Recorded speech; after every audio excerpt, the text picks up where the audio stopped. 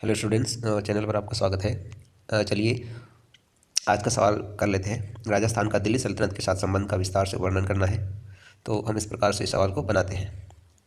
चलो पढ़ना स्टार्ट करते हैं। ताराइन के दूसरे युद्ध के बाद राजस्थान की शक्ति विकेंद्रित हो गई, बिखर गई। पृथ्वीराज चौहान के विशाल राज्य का एक छोटा सा भाग उसके पुत्र गोविंद राज को दिल्ली के सुल्तान कुतुबुद्दीन ऐबक ने रणथंभौर के रूप में प्रदान किया।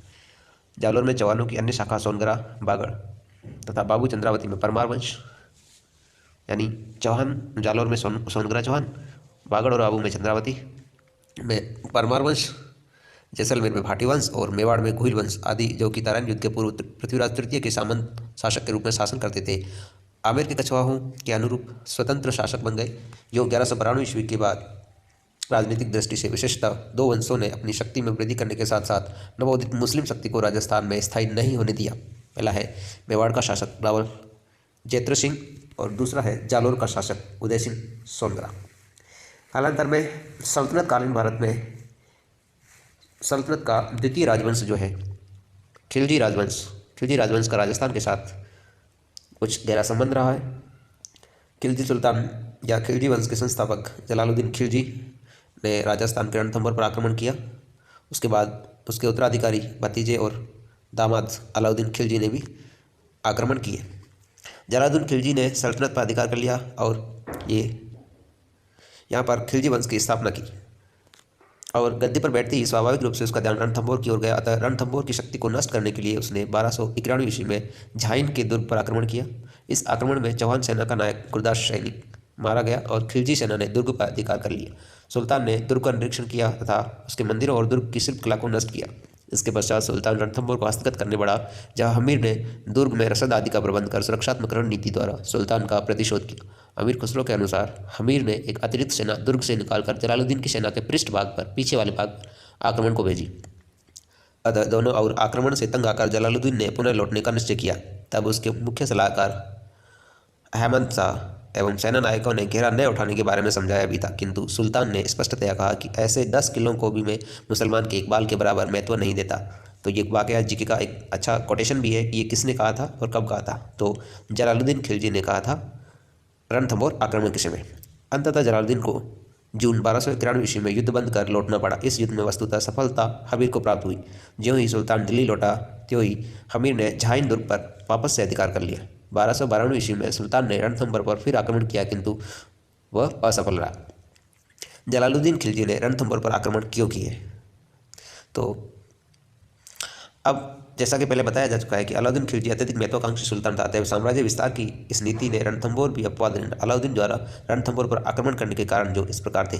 जलालुद्दीन 1291 ईस्वी में आक्रमण करके चला गया था, दोनों बार हार गया था। अब अलाउद्दीन खिलजी ने रणथंभौर पर आक्रमण किया और रणथंभौर रियासत को नष्ट किया और हमीरदेव मारा जाता है इस युद्ध में। रणथंभौर चौहान शक्ति का केंद्र था, इसलिए अलाउद्दीन इसे समाप्त करना चाहता था। के.एस. लाल के अनुसार एक कारण तो दिल्ली से रणथंभौर की निकटता थी। अलाउद्दीन खिलजी को अपने राज्य के पास हमीर जैसे शक्तिशाली शासक का रहना असहाय था। इससे उसके राज्य की सुरक्षा भी खतरे में हो सकती थी। एक अन्य कारण बदले की भावना को भी माना जाता है। जलालुद्दीन खिलजी को यहाँ असफलता मिली, इसलिए उस अपमान को दूर करने के लिए अलाउद्दीन खिलजी ने इसको अधिकृत करना आवश्यक समझा। अगला कारण है हमीर महाकाव्य के अनुसार नव मुस्लिमों को अपने यहाँ आश्रय देना आक्रमण का प्रमुख कारण था। साम्राज्य प्रसार की भावना प्रबल होना यह भी एक प्रमुख कारणों में से ही था। पहला है अलाउद्दीन खिलजी का चित्तौड़ अभियान। अलाउद्दीन खिलजी को मिल रही निरंतर सफलताओं ने आगे की विजयों के लिए उसका मार्ग प्रशस्त कर दिया। गुजरात विजय के बाद रणथंभौर की सफलता से प्रोत्साहित होकर अलाउद्दीन ने जनवरी 28, 1303 ईस्वी को चित्तौड़ विजय के लिए विशाल सेना के साथ प्रस्थान किया। इधर मेवाड़ के सिंहासन पर समर सिंह का पुत्र रतन सिंह 1 साल से शासन कर रहा था। जब उसे अलाउद्दीन के चित्तौड़ अभियान के समाचार ज्ञात हुए तो वह अपनी सैनिक तैयारी करने लगा। अब अलाउद्दीन चित्तौड़ पर आक्रमण क्यों किया? अलाउद्दीन द्वारा चित्तौड़ पर आक्रमण करने के कुछ कारण। अलाउद्दीन की महत्वाकांक्षा, वो महत्वाकांक्षी शासक था, अपना साम्राज्य विस्तार चाहता था। दूसरा, चित्तौड़ की महत्ता, चित्तौड़ गुजरात रास्ते पर पड़ता था और दक्षिण में आक्रमण के लिए चित्तौड़ वाले रास्ते से होकर गुजरना पड़ता था। विस्तार की नीति, अलाउद्दीन खिलजी अपने साम्राज्य को विस्तार देना चाहता था, अपने साम्राज्य को विस्तार करना चाहता इसलिए। चौथा एक कारण है पद्मिनी को प्राप्त करना।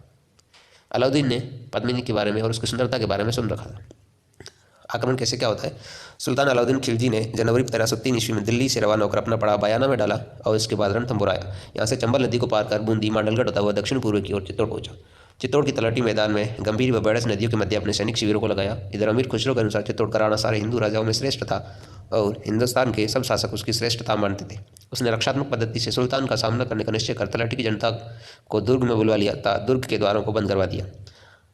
चित्तौड़ आक्रमण का क्या प्रभाव पड़ा था? चित्तौड़ विजय के बाद राजस्थान में कोई भी राजपूत शक्ति नहीं बची जो सल्तनत का विरोध कर सके, किंतु राजनीतिक दृष्टि से यह युद्ध असफल युद्ध ही था, क्योंकि 4-5 वर्षों में ही सुल्तान को इसे राजपूत प्रशासक को सौंपना पड़ा। खिलजी वंश के पतन के साथ ही मेवाड़ पर नाम मात्र का सल्तनत शासन भी समाप्त हो गया। राजपूतों की इस पराजय ने मेवाड़ को भविष्य के लिए आर्थिक सतर्क व शक्तिशाली बनने के लिए प्रेरित किया। सामाजिक दृष्टि से मेवाड़ में मुस्लिम बसने प्रारंभ हो गए तथा हिंदू समाज के साथ साथ मुस्लिम समाज की संस्कृति भी इस राज्य में विकसित होने लगी। इन दो संप्रदायों का सह-अस्तित्व इस युद्ध का ही परिणाम था। इस युद्ध में जनधन की अत्यधिक हानि हुई थी, साथ ही यहाँ की संस्कृति की अमूल्य कला ध्वस्त की गई और यहाँ से वार्षिक कर दिल्ली जाने लगा। उसके बाद अलाउद्दीन खिलजी ने शिवाड़ा पर आक्रमण किया। जुलाई 2 में 1308 ईस्वी में जालोर दुर्ग की कुंजी और मारवाड़ की शरणगाह कहा जाने वाला शिवाड़ा दुर्ग पर अलाउद्दीन खिलजी द्वारा आक्रमण किया जाता है और शीतल देव के प्रतिरोध के बावजूद उसने शिवाड़ा दुर्ग को जीता। अंतिम आक्रमण उसने जालोर पर किया है। जालोर में चौहान वंश का शासन था। डॉक्टर शर्मा का मानना है कि हिंदू जीवन पद्धति को सुरक्षित रखने के लिए जालोर के चौहान शासकों ने गंभीर संघर्ष किया। इस राज्य की स्थापना 1178 ईस्वी में की गई। अलाउद्दीन खिलजी के समय यहाँ का शासक कानड़ देव था, जिसने जालोर को एक नई प्रशासनिक व्यवस्था दी थी। अलाउद्दीन खिलजी के जालोर आक्रमण के निम्नलिखित कारण थे। जालोर का दुर्ग मारवाड़ से गुजरात व मालवा जाने वाले मार्ग पर केंद्र में स्थित होने से इसका सैनिक एवं व्यापारिक दृष्टि से अधिक महत्व था। अलाउद्दीन खिलजी जालोर की बढ़ती हुई शक्ति को सहन नहीं कर सकता था। जालोर राज्य की बढ़ती हुई शक्ति को सहन नहीं कर सकता था। अलाउद्दीन अपनी महत्वाकांक्षा की पूर्ति में कई राज्यों को अपने अधीन कर चुका था और दक्षिण जाने के लिए जालोर मार्ग में पड़ता था। अतः इस दुर्ग की स्वतंत्रता अलाउद्दीन खिलजी के लिए असहाय थी। कानड़ देव एक वीर एवं योग्य शासक था, अतः स्वाभाविक रूप से उसका संघर्ष अलाउद्दीन खिलजी से अवश्यंभावी था। 1298 ईस्वी में अलाउद्दीन के संबंध उससे बिगड़ने लगे।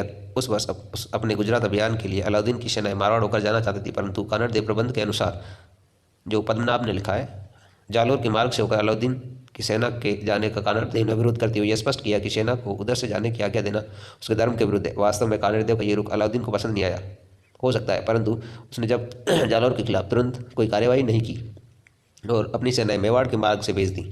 कानड़ देव प्रबंध के अनुसार अलाउद्दीन खिलजी की गुजरात विजय से लौटती हुई सेना पर, जो जालोर के करीब 27 किलोमीटर दूर थी, तब जालोर सेना ने आक्रमण कर दिया और सैकड़ों हिंदू स्त्री पुरुषों को उसकी कैद से मुक्त कराया। कानड़ देव प्रबंध ग्रंथ में तो यह भी मिलता है कि सोमनाथ की मूर्ति के टुकड़ों को भी उससे अपने अधिकार में कर अनेक स्थानों पर प्रतिष्ठित करवाया। अब सल्तनत काल में सुल्तान या दिल्ली के शासकों से राजपूतों के हारने का मुख्य कारण था एकता में अभाव। राजपूत आपस में लड़ रहे थे, अलग अलग क्षेत्रीय सत्ता के साथ थे। दूसरा, कूटनीति का अभाव। राजपूतों में कूटनीतिक शक्तियाँ बिल्कुल कम थी, कूटनीति नहीं थी। दुर्गों पर निर्भरता। राजपूत शासक अपने दुर्गों पर ही निर्भरता रखी थी, सिर्फ दुर्गों पर निर्भर थे। वो समझते थे कि हमारे दुर्ग जो है वो हमें युद्ध लड़ने के लिए या बचाने के लिए पर्याप्त है। राजपूतों की गुप्तचर व्यवस्था बिल्कुल चरमरा गई थी। गुप्तचर की व्यवस्था का अभाव होने की वजह से राजपूत हार गए। अगला एक कारण था राजपूत का अभिमान। राजपूत एक दूसरे को सहयोग न करके अपने क्षेत्र की शक्ति को बढ़ा करके खुद पर अभिमान महसूस करते थे। इस प्रकार सल्तनत काल में खिलजी वंश के शासकों ने राजस्थान के राजपूतों को हराया।